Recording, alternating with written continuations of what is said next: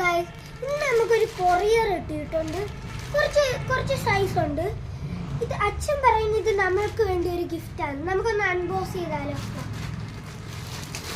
First തന്നെ എന്തുവാ, നമുക്കൊരു കൊറിയറിന്റെ ബോക്സ് ആണ് കിട്ടിയതിന്.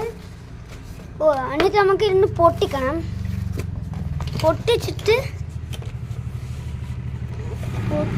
നമ്മൾ നല്ലോണം പൊട്ടിച്ചിട്ട് cover keyboard black blue tick ഇട്ടിരിക്കുകയാണ്.